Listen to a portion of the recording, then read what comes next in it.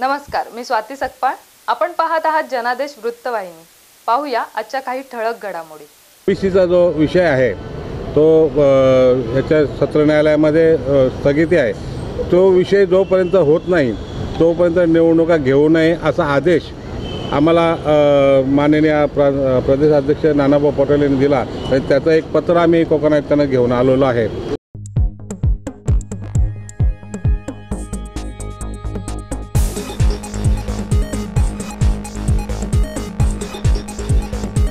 Navi Mumbai Congress OBC विभागाचे जिल्हाध्यक्ष संतोष सुतार यांच्या वतीनं कोकण आयुक्तालयाला ओबीसींच्या विविध मागण्यांचे तसेच स्थानिक भूमिपुत्रांना नोकर भरतीमध्ये 50% आरक्षण देण्यात यावे याबाबतचं निवेदन सादर करण्यात आलंय. यावेळी संतोष सुतार यांच्या समवेत काँग्रेसचे वाशी ब्लॉक अध्यक्ष सचिन नाईक, नवी मुंबई सरचिटणीस जयवंत पाटील, जुईनगर ब्लॉक अध्यक्ष बाबूराव ठाकूर, ओबीसी सेलचे वाशी ब्लॉक अध्यक्ष सचिन नेरकर आदी पदाधिकारी उपस्थित होते. कोकण विभागाचे सहआयुक्त विवेक गायकवाड यांना निवेदन सादर करताना जोवर न्यायप्रविष्ट ओबीसींचा प्रश्न निकाली निघत नाही तोवर निवडणुका घेण्यात येऊ नये अशी मागणी करतानाच बॅलेट पेपरवर निवडणुका घेण्यात याव्या अशी मागणी यावेळी करण्यात आली आहे. सन्माननीय महाराष्ट्र प्रदेश अध्यक्ष नानाभाऊ पटोले, ओबीसी विभागाचे आमचे अध्यक्ष बांधाजी माळी आणि नवी मुंबईतील आमचे जे नेते आहेत अरविंद नाईक, रामचंद्र आबा दळवी आणि रमाकांत म्हात्रे आणि महिला अध्यक्ष आमच्या पाटीलताई यांच्या नेतृत्वाखाली एक कोकण आयुक्तांना आम्ही पत्र दिलं की ओबीसीचा जो विषय आहे तो ह्याच्या सत्र न्यायालयामध्ये स्थगिती आहे.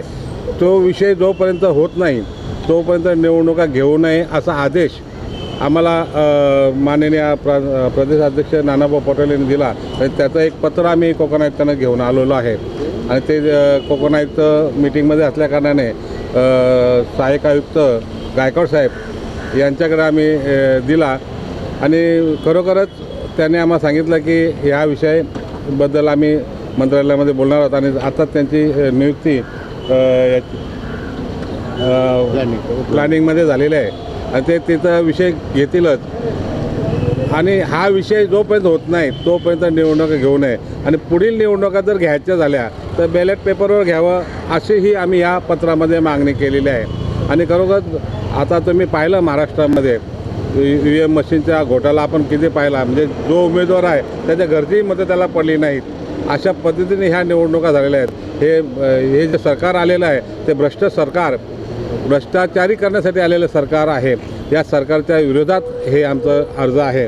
तिसरा विषय आमचा आहे की स्थानिक स्वराज्य संस्थांच्या निवडणुका आहेत त्या बॅलेट पेपरचा निर्णय झाल्याशिवाय घेऊ नयेत. ह्या 3 विषयावर आम्ही इथं पत्र घेऊन आलेलो आहोत आणि ते पत्र आम्ही कोकण आयुक्त मीटिंगमध्ये असल्याकारणाने ते पत्र आम्ही सहआयुक्त गायकवाड साहेबांकडे दिलेलं आहे आणि ते आम्हाला न्याय देतील असं त्यांनी सांगितलेलं आहे. आज आम्ही कोकण भवन येथे मुख्यमंत्री CMO कक्षात स्थानिक भूमिपुत्रांना महानगरपालिकेच्या नोकरीमध्ये 50% आरक्षण मिळावं या संदर्भातलं पत्र दिलेलं आहे. स्थानिक भूमिपुत्रांच्या जमिनी या अतिशय कवडीमोलाने त्यावेळी राज्य सरकारने घेतल्या आणि बेरोजगारीचा समस्या अतिशयरित्या स्थानिकांमध्ये आलेली आहे. इथं MIDC असेल किंवा शासकीय सिडको असेल सर्व ठिकाणी परप्रांतीयांना किंवा इतर भागातून आलेल्या लोकांना समाविष्ट करण्यात आलेलं आहे.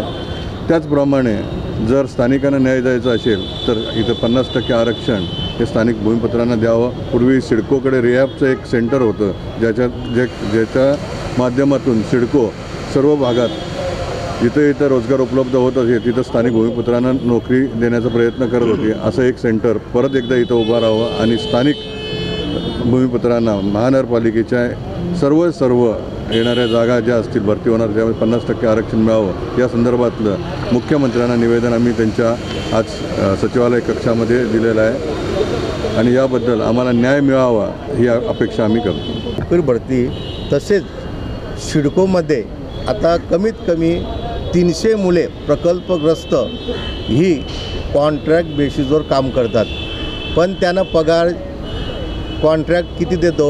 13,000 रुपये.